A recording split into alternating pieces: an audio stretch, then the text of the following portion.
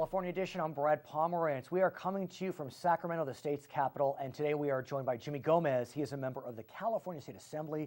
And sir, I know it was a busy 2013, a busy 2014 is before us. Lots of exciting legislation. I hear you have a surprise for me. We'll see in a moment. Yeah. What are you working on? So I'm working on an issue that impacts millions of Americans, but they don't even know about it. Okay. And that is the California Unclaimed Property Fund. Okay. The Unclaimed Property Fund contains $6.4 billion. That's B, a billion with a B. Right. That has access of 21 million Californians. And this goes from old bank accounts, cash rebate checks, you name it, it's in this fund. Stocks, bonds. Exactly. Everything is that people don't claim ends up in this fund. So we have a fund that's $6.4 billion worth. I know the controller runs that fund. Yeah. I know there's a website. I looked at it a few years ago. I have a feeling maybe I should be looking at it sooner. You should, because out of the millions of people, guess who I found? You found me. I found you. So I brought a check from the state of California for $183.26. I love this. So if you go to the website and fill out a simple form, you can claim your property. I like this better, though. And this is your money. That's what's brilliant. Did it say, do you remember what, or could you even figure out what it was from? It says, but I'm not going to say it Good. on there. I But, like this better because this is a great keepsake. Yeah, so this is for you, Brad. But Thank you, Assemblyman. Thousands of people. In my district alone, we had 200,000 people with unclaimed assets. And your district is about 500,000 people. Exactly. Can I tell you, when I looked at this is fantastic. Yeah. When I looked at the website, I'm going to put it up right here because I love this. When I looked at the website a few years ago, I found 2 of my 4 grandparents there, and they never lived in California. Yet somehow some assets wound up there. Exactly. And so it really is a treasure trove. It is. And like you said, this is our money. Yeah. It could be a gift card. It could be a gift card. It can be a rebate that the state you're supposed to get from a telephone company. It can be from anywhere from a few cents to thousands of dollars. And that's one of the things I discovered, that there's a lot of nonprofits, clubs, and former organizations that existed but no longer exist that have accounts that ended up in this fund. So you have new legislation pending on this. Yeah, and what it is that because these clubs that were chartered by, say, like YMCA, AYSO, different organizations disbanded, there's no one there to claim it. So what I'm doing is introducing legislation that will streamline the authority of the controller's office, the state controller, to recognize their legitimacy to claim that unclaimed property. I see. So, and this helps communities because it still fulfills the mission of that original nonprofit, community group, you name it, church. It's interesting you say that because when I found the funds of my grandparents, they had been deceased. It was not going to be easy to access the money. We were going to have to show them a death certificate, a will, probate. I know your bill deals with something separate, but at least there's some cleanup legislation that is moving forward. So how's the bill doing? So we're developing the language now, and the controller's office has agreed to co-sponsor the legislation. So what will happen will be if the organization is defunct, a successor organization can come in? Yeah, the chartering organization. Oh, so AYSO National, for example. Or the local group, or a church that had a club on, that was associated with it, that had an account, that church will be able to claim it. So we're still working out the details, but it's a way to get money back into the community that if we don't do it, it's just going to be in an account that cannot be used. His name is Jimmy Gomez. For our viewers on HLN, I want to thank you so much for joining us. For our other viewers, we'll continue our conversation with Assemblyman Gomez, talk about the state budget, the state's rainy day fund. I'm Brad Pomerance. We'll be right back.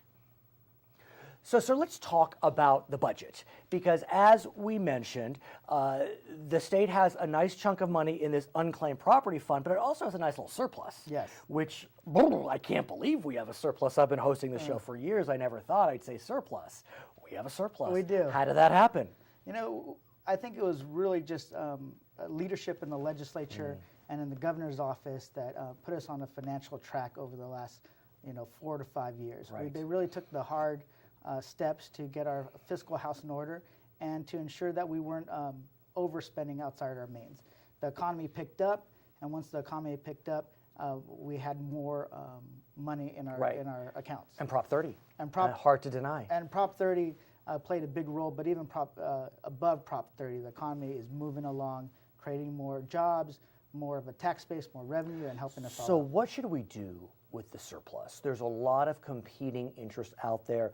The governor seems to favor some increases in spending, but more focus on a rainy day fund. I know Assembly leadership, Senate leadership is looking at creating a universal pre-K program. So there are a lot of different ideas. Yeah, we have to do both, Brad. Okay. For one, there's a lot of people in this recovery that have been left out and are still hurting. We have to help them out when it comes to government services, as well as making sure that they have access to transitional kindergarten, you name it. We have to kind of help those people that are not feeling the economic recovery as the rest of us are. But how do we do this in a way so we don't create new programs, new entitlements that could bite us a few years? Would it be through creating new programs, or should we look at restoring funding that had been cut during the bad times? Yeah, we're looking at restoring a lot of funding. One of it, or allowing certain cuts not to take place. I know there's discussions regarding the Medi-Cal cuts that were supposed to take place. So we're looking at that. But at the same time, everybody agrees that we have to create a rainy day fund in order to avoid those deep cuts that we experienced in prior years. And let's talk about that rainy day fund, because what many voters or viewers may not realize is we technically have a rainy day fund. The voters passed Proposition 58 in 2004, but I guess it wasn't written in a way that made it ironclad, and so it has not been well funded. When it was funded, the money was taken out fairly quickly. And so what do we need to do? Do we need to amend Prop 58? Do we need to just scrap it and start over? I think the governor and the legislative leadership are looking into what the best avenue is. I know that it wasn't ironclad, but also didn't provide the flexibility needed in order to make decisions when it comes to the budgeting. So I think they want to make it so that we are putting money in a rainy day fund, but provides that flexibility at the same time. Let's remember the first year of the recession, it was, I believe, a $40 billion cut. Second year was $20 billion. That's a $60 billion cut over 2 years, in a budget that we had, what at the time, 120 billion, I believe, 110, 120 No, you're billion. right. So it's going to take a while to build up that rainy day fund, but it's better to start now than wait till later. What about what the governor calls the wall of debt? The $25 billion that are owed on various loans, deferred payments, and that's putting aside pensions. We'll get there in a second, but what about that wall of debt? You know, we do have to figure out what to do with the wall of debt. Our credit rating is kind of directly tied to how we're handling that debt. Getting better, though. Yeah, it's getting better, but the more we have, the more specific plan that we have in dealing with it allows the rating agencies to lower our increase our debt rating, and thereby lowering the amount we're paying towards the debt, and therefore giving us more flexibility in the budget. So all in all, it's a good way to approach it. But you know, there's still a lot of negotiating that has to occur. What about on the question of pensions? Because that is a wall of debt the size of, bigger than the Great Wall of China. I mean, it's over $200 billion in unfunded liabilities. Well, the pension issue is something that, first, it's a promise that we have already made, and we have to figure out how to keep that promise to the workers of California. Although it's interesting because there's a mayor in San Jose who would like to tinker with those promises. Yeah, and I believe he's wrong. I think that if you made a promise, then you have to keep it. And that's how a lot of if you look in cities who have tried to deal with this, the courts have said time and time again, if you made a promise when it comes to pension obligations, then you are required to keep that promise. But on a go-forward basis, changes can be made. Yeah, and those are usually negotiated between the collective bargaining unit and the government. But do we need to be spending more of our surplus on refunding, meaning giving more funds to our pension obligations? We should have avoided getting in that situation in the first place, and we didn't do that because when we had the strong times, we didn't put the money in that we should have. Okay, his name is Jimmy Gomez. Thanks for this, my friend. I'm Brad Pomerance. It's California Edition. What is the highest number of unclaimed properties returned to owners in a given fiscal year?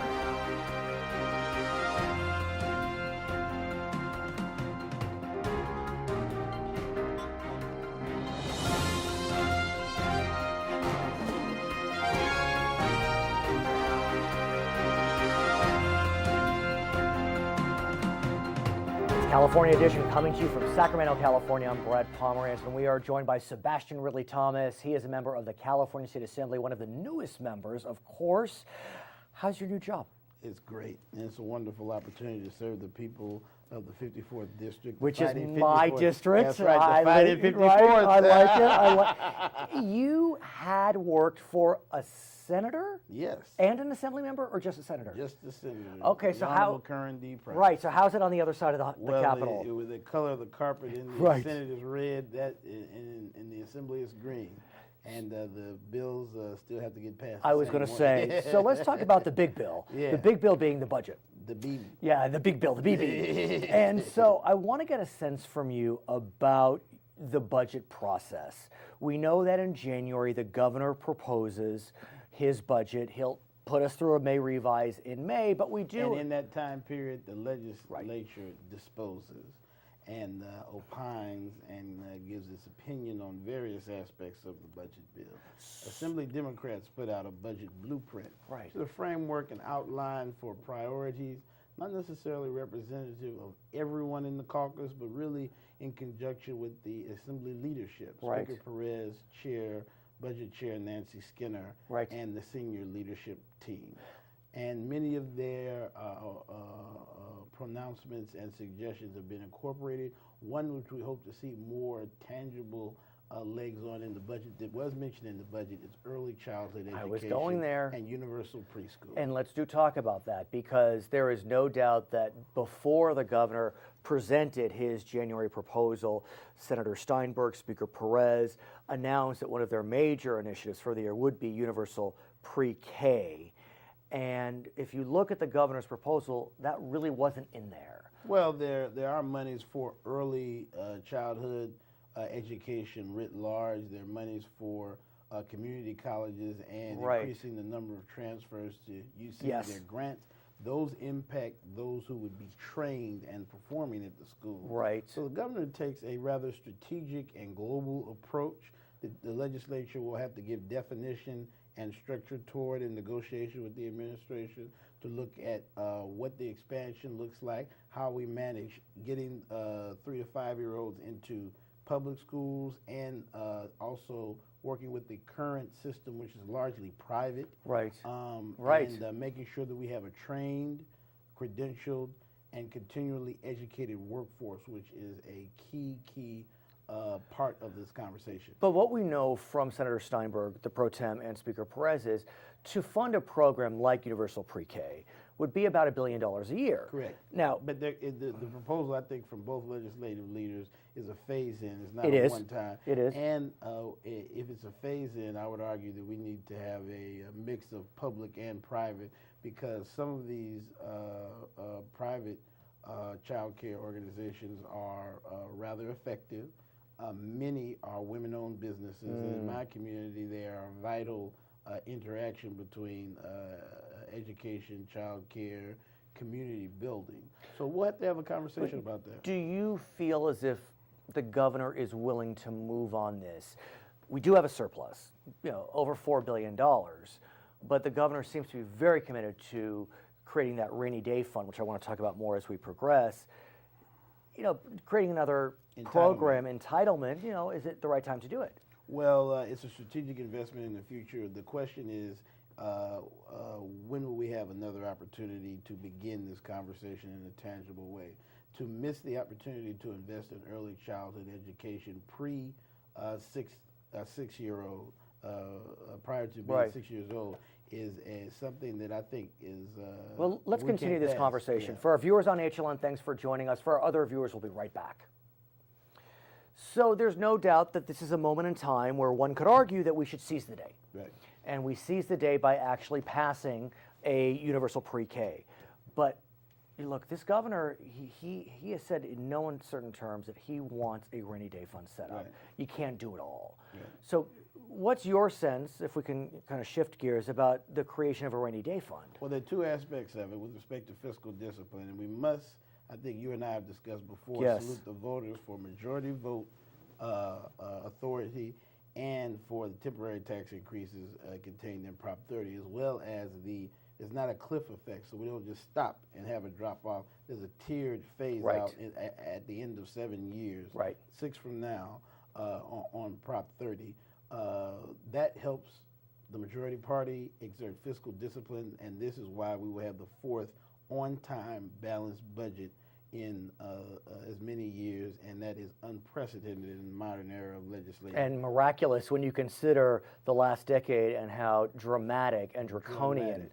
So with respect to our debt and deficits, deficit has been largely erased, the structural deficit, because of Prop 30, because of actions by Democrats over the past 6 to 8 years. The ongoing challenges with respect to debt reduction, the so-called wall of debt, as well as the management of state resources, you can call it a reserve or a rainy day fund. They have different meanings. The rainy day fund refers mostly to the projected budget year. A reserve refers to the it's a cash operating fund during the year. So many cities use this technique. The state has not often used it in the last few years. So we're looking at paying down the wall of debt strategically and aggressively. We're looking, particularly the high interest debt that we took out during the years when we had a worse credit rating. Then we're looking at having a healthy reserve, an annual reserve, when expenses surpass or collections don't meet expectations at certain time periods. That's why we don't have to go to market. We don't have to pick up the tax allocation notes as often. And then we're looking at additional reforms to make sure the government is efficient, is effective, that it appropriately addresses a rate of growth and challenges with regulation and programs that need to be restored, or priorities such as early childhood.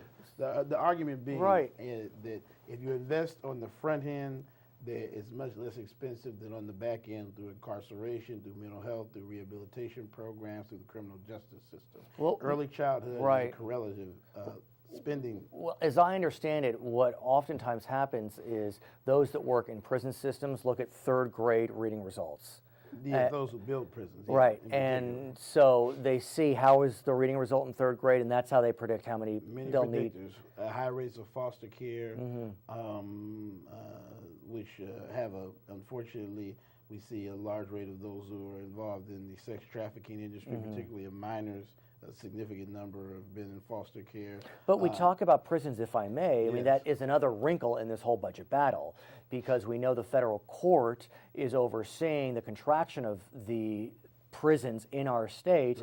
And if the federal court, in a few weeks, months, hard to know, orders that the prison further contract, the governor has said that he's going to send these prisoners not out, but to other facilities which cost more money. And so that would be a place where we may need to access a reserve or a rainy day, because it's going to cost over $300 million to do that. Yes, certainly. And I don't know that it's actually, I think there may be a slight savings, frankly, in terms of the alternative custody, because there are a number of, that is to state custody, with the private prisons and community health facilities or local facilities that are under capacity. There's some jurisdictions where we're under capacity. Most of the large southern urbanized or suburban counties, we are at or over capacity. Many of the jails are under federal scrutiny.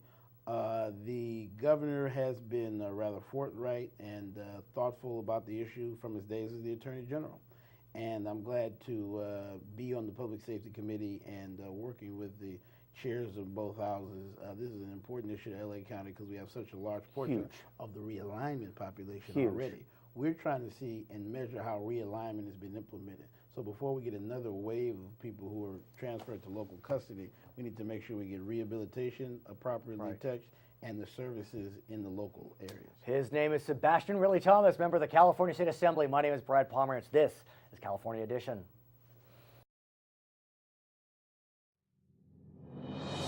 In what year did California voters defeat Proposition 82, which would have made pre-kindergarten available to all 4-year-olds in the state?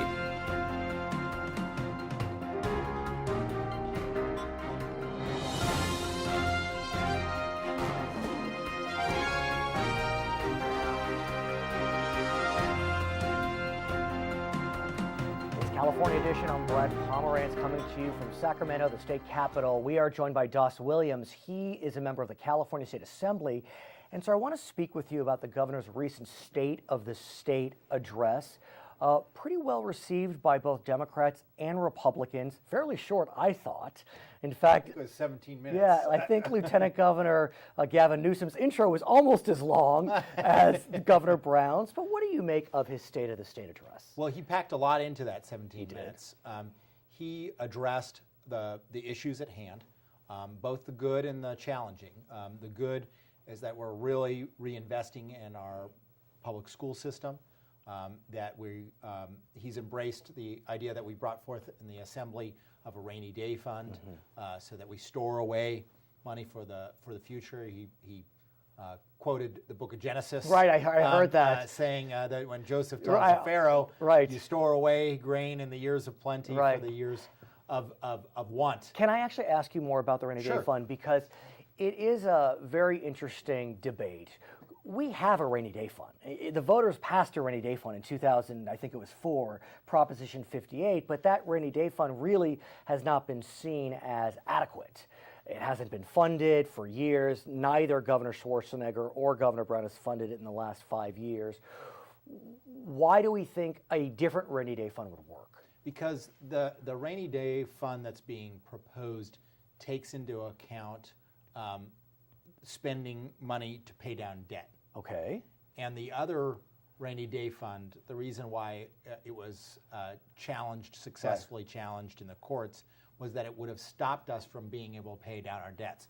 When you get, if you have large credit card debt, right, you don't take the money coming in and immediately put it into an interest-bearing account. You pay off your credit cards first, right?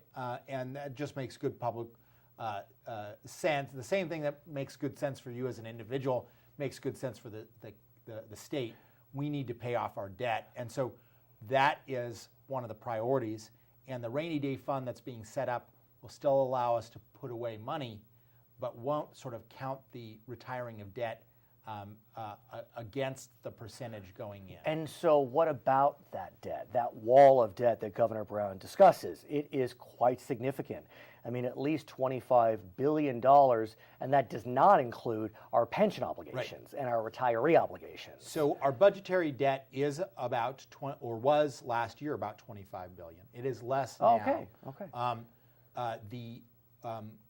With last year's budget, we were on a plan to pay it off within 4 years by the expiration of the Prop 30. However, I think the governor is planning on speeding it up a bit.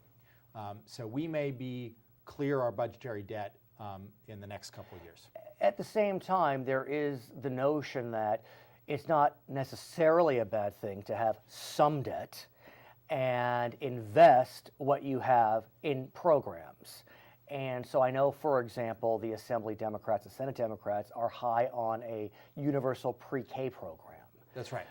$1 billion program. And that's based on really the meta studies that are done in education outcomes. So if there's money coming to education, one of the basic questions is what are locals going to spend it on? I would counsel for them to spend it largely on longer hours of instruction or longer hours at school, either additional school days or after school programming. Because the funny thing is, the longer students are at school, even if they're not doing schoolwork, the higher performing they become. When we come back, let's talk more about higher education, if we may. For our viewers on HLN, thank you so much for joining us. For our other viewers, we'll be right back. So, sir, we mentioned pre-K. You talk about K through 12. There's also the question of higher education. And when we look at higher education and we look at how the governor sets his priorities, it's hard to deny that he really has set K-12 as his primary focus. That's the grouping that's getting the lion's share of any surplus we have. Right. Higher ed is getting a bump vis-a-vis last year, but nowhere to the extent that K-12 is. Is that of concern to you? It is. But I think philosophically the governor's in the right place by saying that we're here to invest in the future, not squander it. And I would say one of the most important things that we could do to make sure that we're investing in the future is making sure that we are producing enough skilled, educated workers, i.e. graduates from our university system. I believe that is sort of our strong point in the economy. That's why some areas of the state are doing much better economically than others, because they have informational-based businesses, knowledge-based businesses in the Bay Area counties that's causing growth to go through the roof. And in the past 6 years, we have actually reduced the number of graduates that we're producing.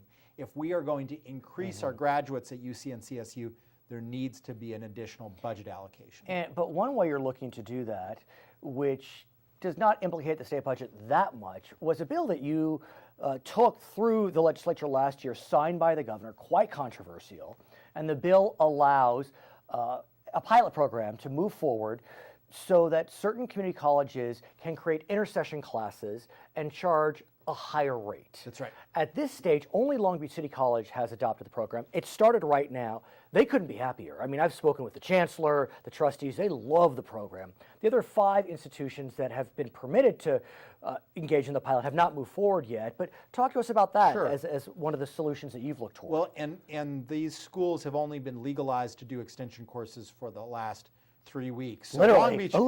Long Beach is just very, very ambitious and put a lot of classes on the table incredibly fast. Right. And those classes ended up being 80% subscribed.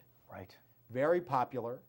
And they were able to do a lesser amount charged for low-income students to make sure that it was still affordable for low-income students. What I found fascinating was when the governor signed the bill, he included a signing message. Usually governors don't include signing messages. They include veto messages. So he knew what he was doing. He knew this bill was controversial, and his signing message was brief, basically said, let's give it a shot. Yeah. I mean, what's the big deal? That must have been gratifying for you. It really was gratifying. Because you took a beating on this bill. Yes, I sure did. But of course, equally gratifying, I do believe that there's 2 more of the 5 that are moving forward. Are they? I mean, yes. We have 2 of them that have communicated to us. Okay. Is that it public they're yet, gonna or we're still move waiting? Forward. Still working on it. But it would be probably a summer intercession for one of them, and then the other one would start in the following winter intercession. Speaking of winter, if I may, I want to talk to you about the winter and how little rain we have right now. It is sad to me, actually. I mean, I literally feel a sadness when there's no rain. And the governor did talk about global warming, recently declared drought, an official declaration. What's your sense of where we are in terms of the drought declaration and what we can do as Californians? Well, I think we need to take it very, very seriously. There's an enormous amount that can be done by individuals to arrest the drought. Right.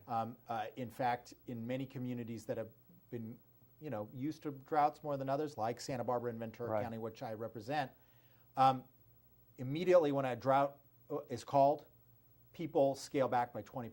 Right. And so the cheapest, fastest way we can get more water is to initiate conservation measures. I hate to do this to you, but Sure. when I remember the saying from the 70s, which I've now adopted, you know where I'm going? I do know where you're going. If it's yellow, it's mellow. If it's brown, flush it down. You know what? I think that's I'm just fine. saying. To me, that's just patriotic.